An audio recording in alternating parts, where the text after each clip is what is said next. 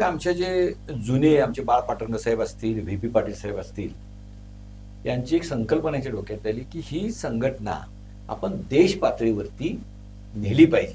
म्हणजे पन्हाळा गडावरती लावलेलं रोपटं इथून नॅशनलला नेलं गेलं आणि तिथून ते 22 स्टेटमध्ये सगळं पसरलं.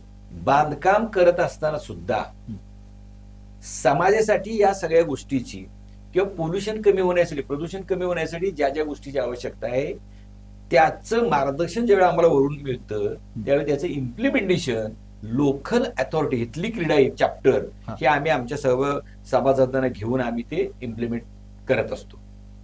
आणि महाराष्ट्र क्रीडाईतनं डिझास्टर मॅनेजमेंटच्या अनुषंगानं तिथं काय गोष्टी करता येतात, काही छोटी घरं बांधता येतील किंवा इतर काही त्यांना अन्नधान्य कपडे पासून जी मदत करता येईल ती मदत करण्याचं काम सुद्धा क्रीडाच्या माध्यमातून केलं होतं. हा रेरा कायदा लागू होण्यापूर्वी आम्हाला क्रीडाईने देखील आम्हाला एक कोड ऑफ कंडक्ट तयार केलेला आहे की तुम्ही अशा पद्धतीनंच कामं करायचे.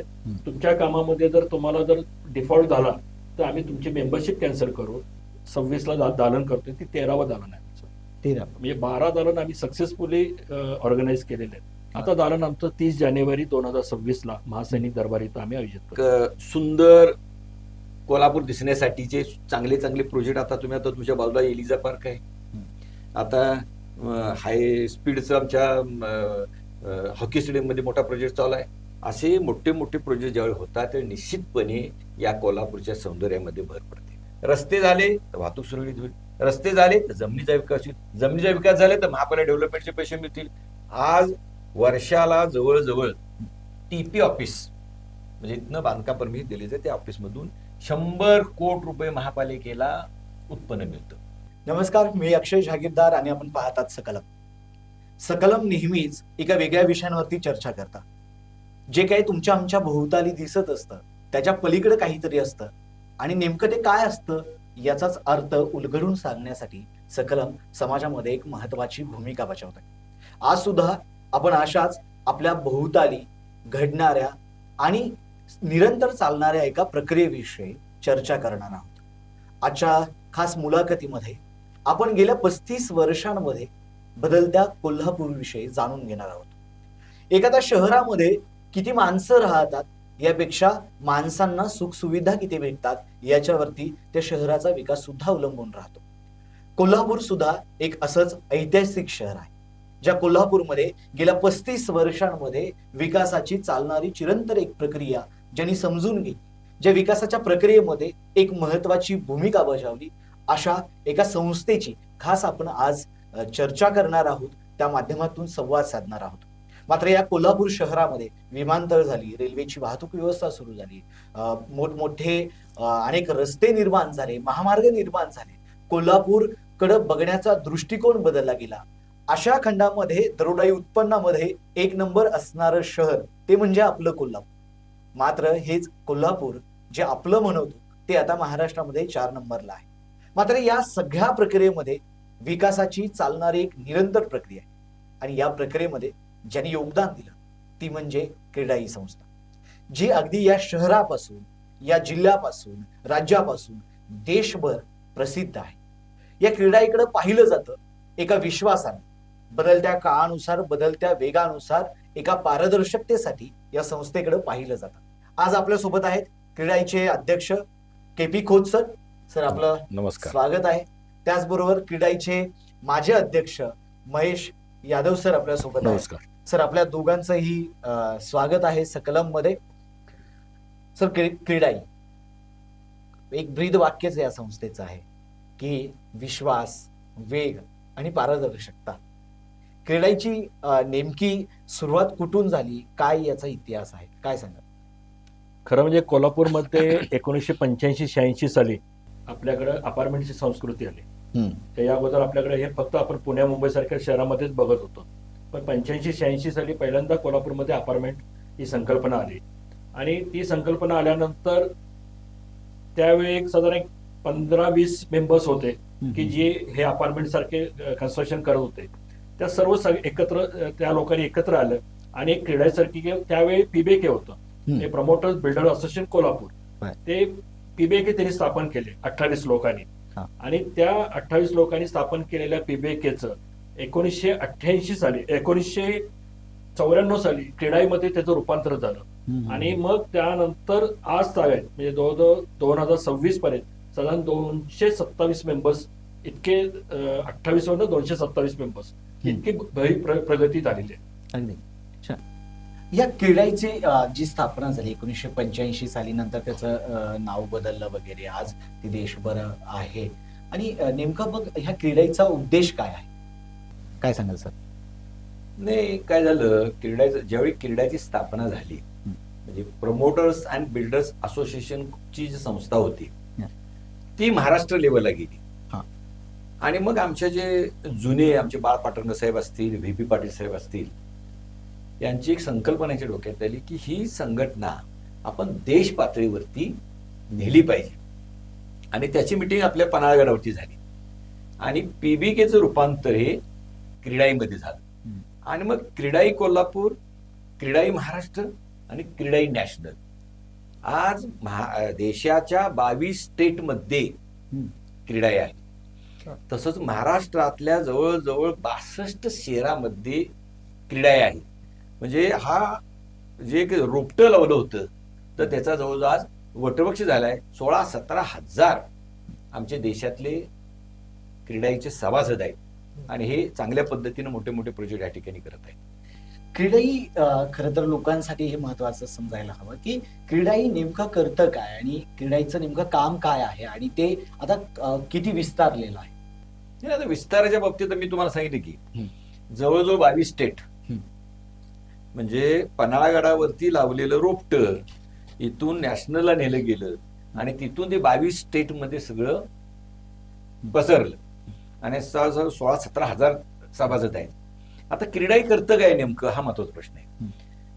क्रीडाई बांधकाम तर करतेच, अनेक बिल्डरांचे अनेक मोठे मोठे प्रकल्प आहेत. आमचे नॅशनलचे जे काही चेअरमन असतात त्यांची प्रचंड मोठी कामं असतात किंवा महाराष्ट्राचे जे प्रश्न आहेत त्याची प्रचंड मोठी कामं असतात.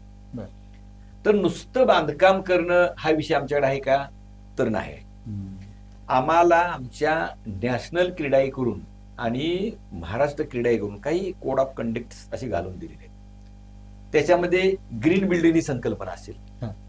प्रत्येक वर्षी आमचे जिल्हाधिकारी असतील, आमचे तहसीलदार असतील, म्युन्सिपलचे कमिशनर किंवा प्रशासक असतील, यांना भेटून त्यांच्याकडे जागा डिफाईन करून घेणं आणि झाडं लावणं, झाडं जगवणं, ग्रीन बिल्डिंगची संकल्पना आहे.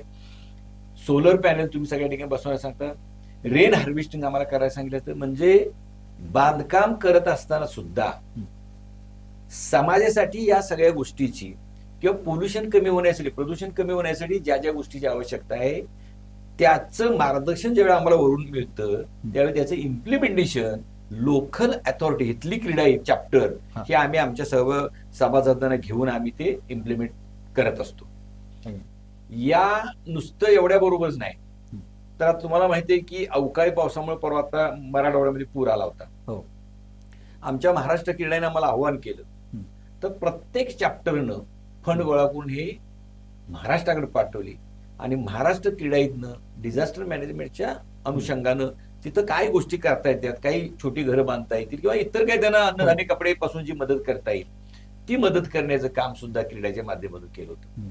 2019ला जेवढी इथं पूर आला होता आणि अनेक शाळांमध्ये पाणी जाऊन सगळं त्यांचं साहित्य, प्रयोगशाळा खराब झाल्या होत्या, त्यावेळी कोल्हापूर क्रीडाला 10 लाख रुपयाचं या शाळेचं मटेरियल दिलं होतं आणि ते आम्ही शाळा फाइंड आउट करून आम्ही एक टीम बनवून त्या शाळेतने आम्ही ते साहित्य त्या ठिकाणी पोहोचवलं होतं. म्हणजे एक सामाजिक बांधिलकीची सुद्धा मोठी जबाबदारी क्रीडाईनं स्वीकारलेली आहे आणि या बांधकामाला जोडणं आम्ही अशा सामाजिक पद्धतीची चांगली कामं आम्ही महाराष्ट्रातले आमचे सगळे चॅप्टर चांगल्या पद्धतीने करतात. विषय असं आहे की रेरा कायदा आला 2017 साली, बरोबर. तो रेरा कायदा काय झालं, रेरा कायद्यामुळे एक बिल्डरला त्यांनी फ्रेमवर्क करून दिलं की या फ्रेमवर्क मध्येच तुम्ही काम करायचं आहे. पण हा रेरा कायदा लागू होण्यापूर्वी आम्हाला क्रीडाईने देखील आम्हाला एक कोड ऑफ कंडक्ट तयार केलेला आहे की तुम्ही अशा पद्धतीनंच कामं करायचे आहेत. तुमच्या कामामध्ये जर तुम्हाला जर डिफॉल्ट झाला तर आम्ही तुमची मेंबरशिप कॅन्सल करू.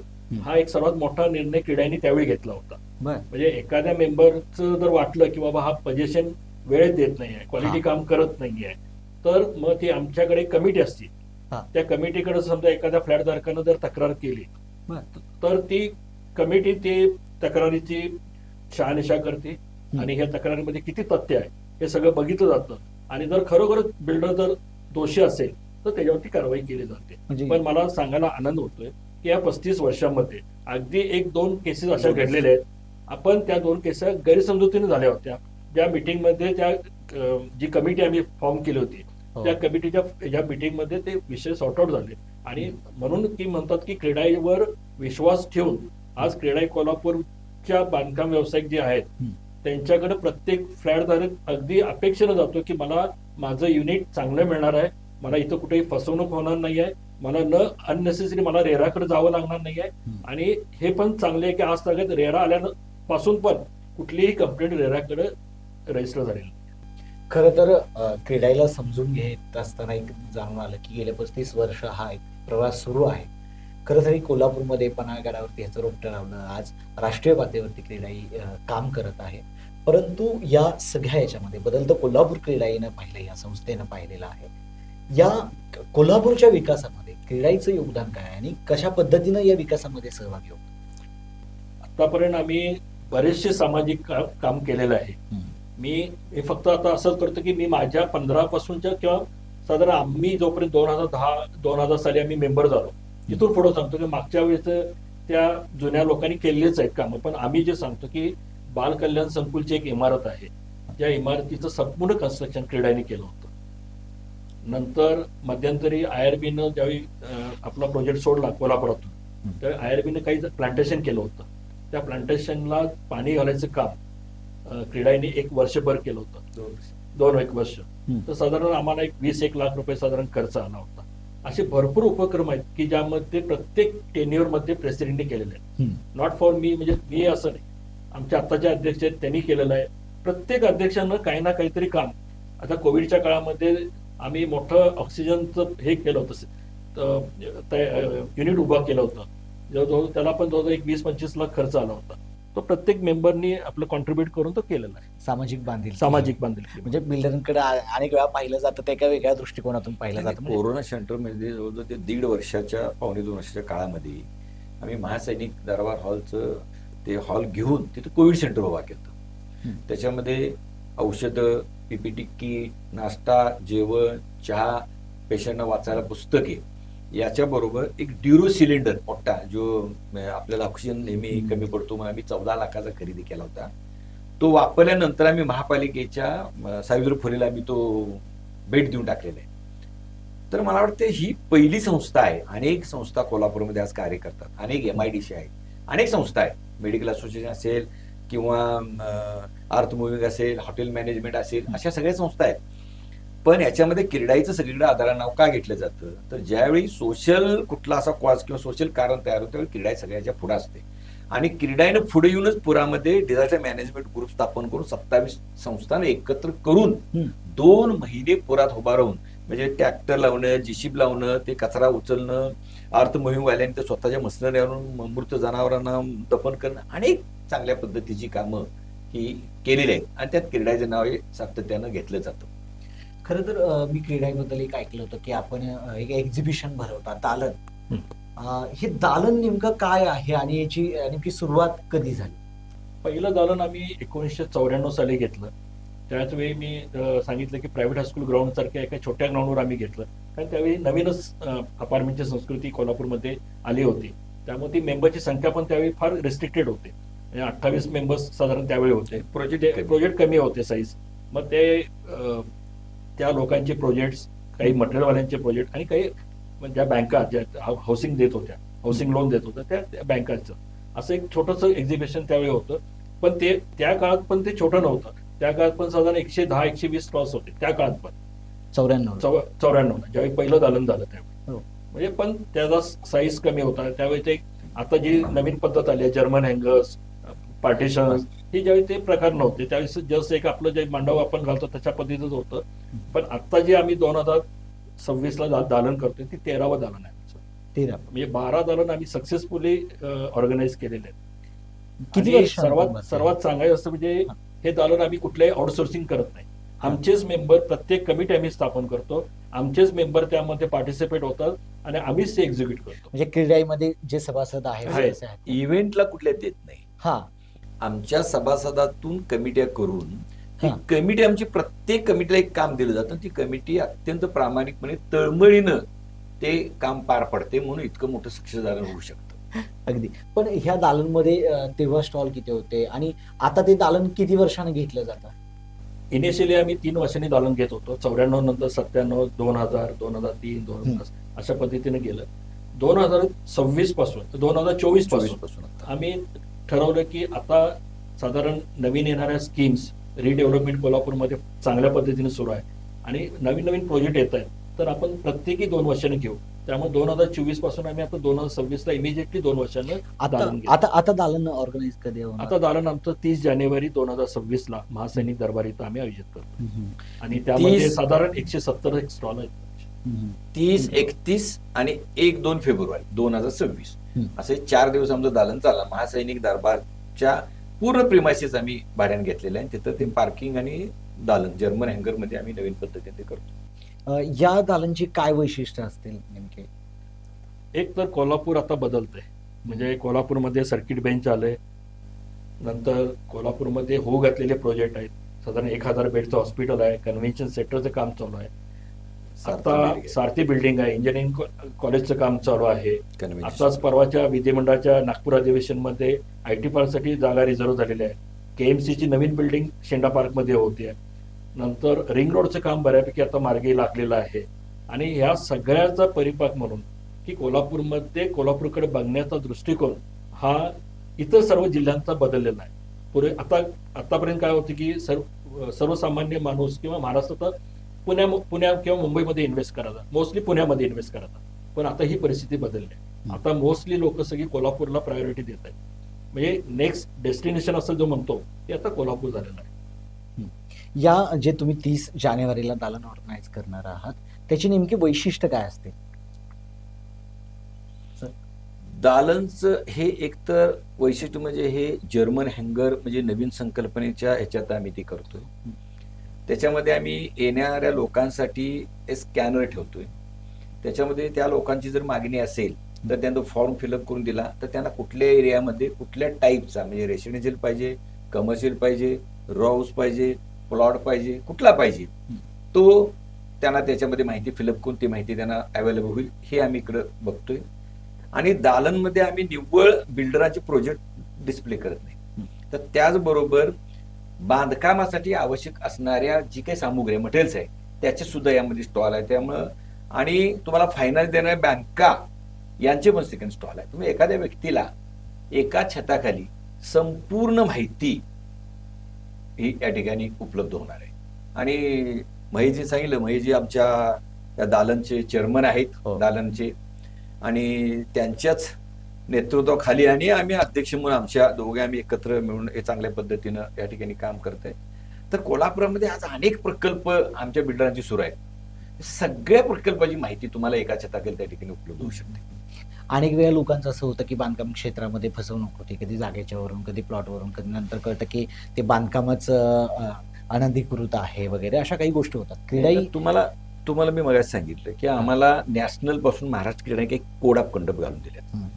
आमच्या क्रीडाचा सभासद करत असताना सुद्धा आम्ही काही अटी शर्ती, तो मेंबर कोण आहे, काय आहे, सगळ्या गोष्टी पाहूनच त्याला सभासद करतो. दुसरी गोष्ट, आमचा कोड ऑफ कंडक्टनुसार आमचे सगळे बिल्डर अतिशय चांगल्या पद्धतीने काम करतात. आणि महेशजीने मगाशी सांगितलं त्यातूनही काही वेळेला गैरसमजातून कुठला काय प्रकार तक्रार एकमेकांची झाली तर क्रीडाईनं आमची कोल्हापूर चॅप्टरच्या अनेक महाराष्ट्रातल्या चॅप्टरनी त्याचं एक ग्रीव्हन्स सेल आणि सिनियर लोकांची कमिटी केलेली आहे. अशा पद्धतीचं जर काही गैरसमजाचं कोण तक्रार झाली तर त्याने आमच्याकडे अर्ज केला तर त्या ग्रीव्हन्स सेल कमिटीचे मेंबर बसतात, त्या बिल्डरलाही बोलवतात, त्या ग्राहक बायरलाही बोलवतात आणि नेमकं त्यामध्ये काही गैरसमज असतील तर दूर करण्याचा प्रयत्न करतात. आणि महेशजीने सांगितलं तसं आतापर्यंत 30-35 अशा 2च केसेस आमच्यापर्यंत आले. याचा अर्थ क्रीडाई आहे तो भरोसा आहे. म्हणजे एक ब्रीदवाक्यच आमचं महाराष्ट्राचं आणि नॅशनल झाले, क्रीडा आहे तो भरोसा आहे. आणि जनरली बुकिंग करत असताना लोक बघतात की बा तो क्रीडाई मेंबर आहे का. जर क्रीडाई मेंबर असेल तर त्यांना विश्वास वाटतो. इतकं पारदर्शकपणे आणि चांगल्या पद्धतीनं क्रीडाचे मेंबर काम करत असतात. आता आमच्याकडे टोटल स्ट्रेंथ आम्ही मागे सांगितल्याप्रमाणे 227 आहे. आणि मला सांगायला आनंद काय होतो की 227 पैकी साधारण 70% मेंबर्स टेक्निकल आहेत. म्हणजे ते आयदर BA सिव्हिल असतील, डिप्लोमा सिव्हिल असतील, BRचे असतील, MRचे असतील किंवा MTech असतील. आता मी स्वतः BA सिव्हिल आहे, अध्यक्ष पण आमचे स्वतः सिव्हिल इंजिनियर आहेत. त्यामुळं हे जे गोष्टी आहेत अनधिकृत किंवा जे तुम्ही मगाशी म्हटला की फसवणूक होण्याची शक्यता, एक तर आम्ही स्वतः एखादा लँड घेताना ती लँड अगदी क्लिअर आहे का नाही हे पहिला बघितलं जातं. आणि कोल्हापूर महानगरपालिकेमध्ये रितसर प्लॅन मंजूर करून रितसर त्याचं प्लॅन मंजूर झाल्यानंतर बांधकाम कम्प्लीट झाल्यानंतर कम्प्लिशन घेऊन डीड ऑफ डिक्लेरेशन फाईल करून तो त्याचं नाव 7/12 किंवा प्रॉपर्टी कार्डला लावण्यापर्यंतचं काम प्रत्येक मेंबर करत असतो. आणि आज रेरा आलेले आपल्याला माहिती आहे. हो. तर रेरा आल्यामुळे जसं मग सांगितलं एक फ्रेम तयार झालेली आहे आणि त्या फ्रेमच्या बाहेर बिल्डरला जाता येत नाही. आणि त्या रेराच्या ह्याच्यानुसार ज्यावेळी रजिस्ट्रेशन करतात त्यावेळी तुमचा कुठला प्रोजेक्ट आहे, किती फ्लॅट आहे, काय अम्युनिटी देणार आहे, किती वेळात पूर्ण सगळं रेरानं बांधून घेतलेलं आहे. त्यामुळे फसवणूक हा विषय आता होऊ शकत नाही. आणि क्रीडा मेंबर तर शक्यच नाही. आता बाहेरचं कुणी जर काय केलं तर ते आमचे संबंधित आहे. आणि आमच्याकडे काय आहे की आमच्याकडे मेंबरशिप देताना देखील त्या मेंबरचं जो मेंबराला ऍप्लिकेशन केलेलं असेल त्याला त्यांना लास्ट टाइमचे सगळे प्रोजेक्ट त्यांना त्याचे कम्प्लिशन लावायचे आहेत. त्याच्या विरुद्ध कुठं कंप्लेंट आहे की नाही याच्या संदर्भातली इन्फॉर्मेशन त्यांना द्यायचे.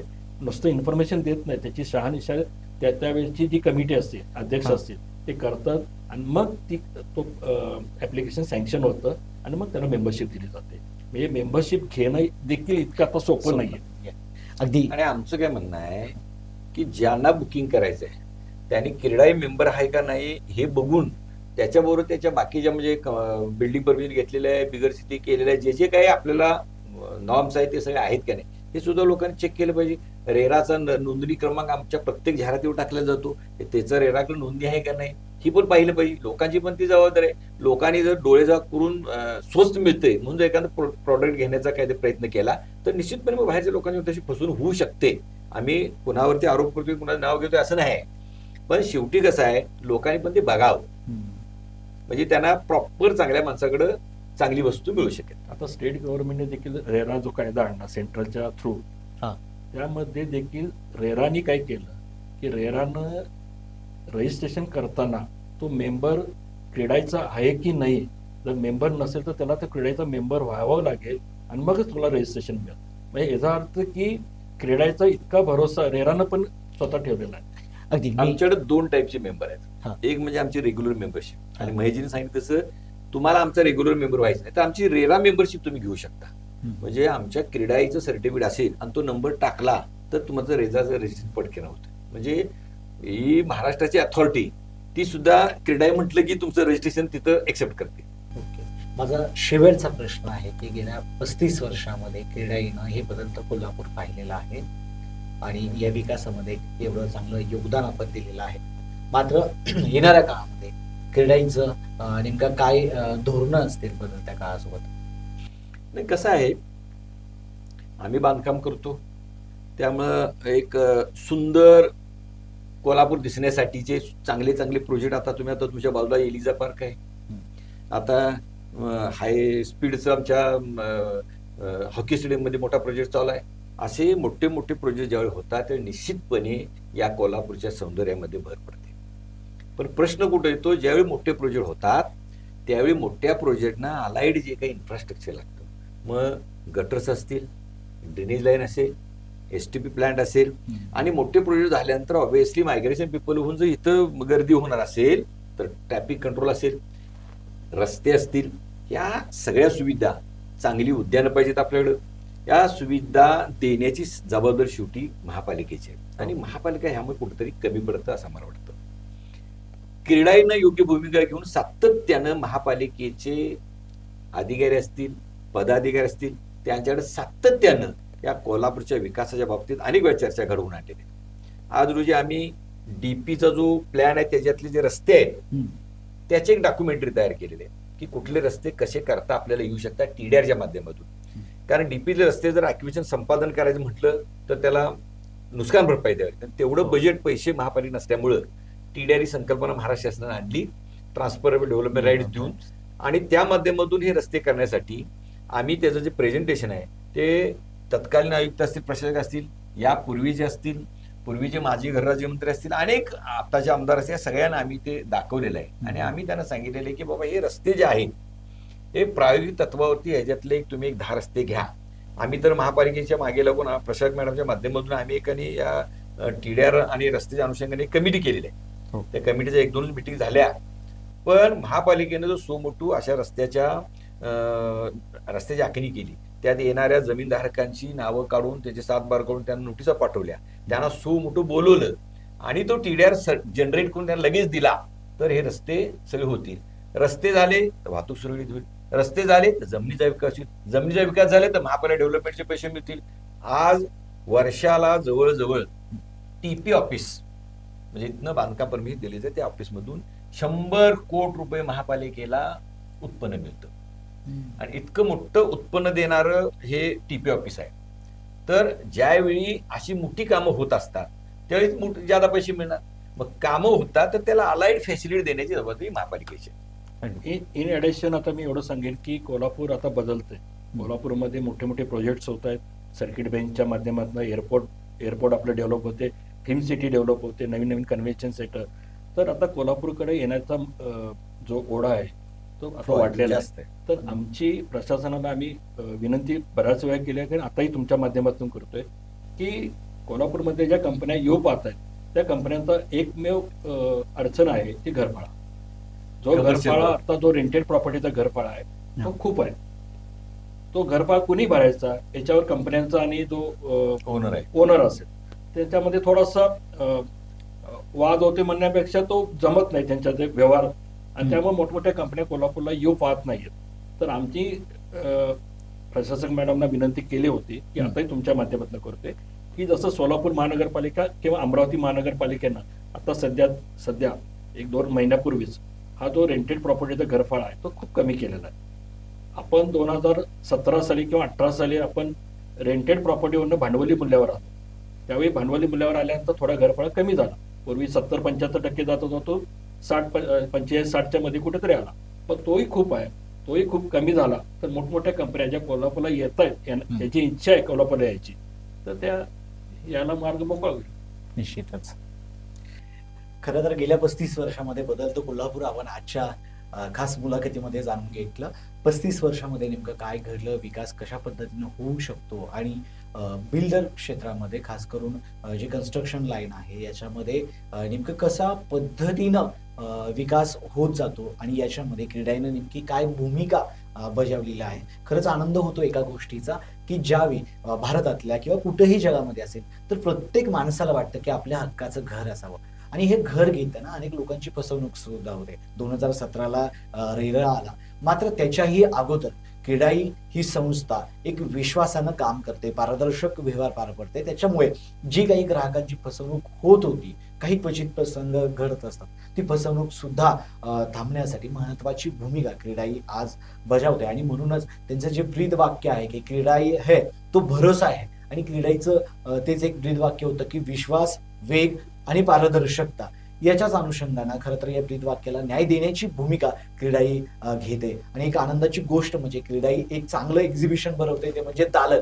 आणि हे दालन काय देते तर एकाच छताखाली जे आपल्याला लाईट्स लागतात, छोटी मोठी साहित्य लागतात, बांधकाम क्षेत्राच्या अनुषंगानं जे काही A to Z गोष्टी लागतात ते एकाच छताखाली उपलब्ध आहेत. अगदी अर्थसहाय्यापासून बँकांपासून सर्व गोष्टी ते एका छताखाली येतात. आणि येणाऱ्या 30 जानेवारीला याचं जी काही सुरुवात होणार आहे, येत्या 30 जानेवारीला दालन हे कोल्हापूरमध्ये भरणार आहे. आणि निश्चितपणे सर्व कोल्हापूरकरांनी याला भेट दिलीच पाहिजे. त्याचं कारण असं आहे की जर एका जिकडे तिकडे आपली धावपळ होत असते आणि ही धावपळ थांबवायची असेल आणि एक विश्वास पाहिजे असेल तर निश्चितपणे या दालनला आपल्याला भेट द्यायला हवी. खोत सर, यादव सर, आपण आज या खास कलमने ऑर्गनाईज केलेल्या मुलाखतीमध्ये आपण आलात, सहभागी झालात, आपल्याशी हितगुज केलं, त्याबद्दल मनापासून धन्यवाद. थँक्यू.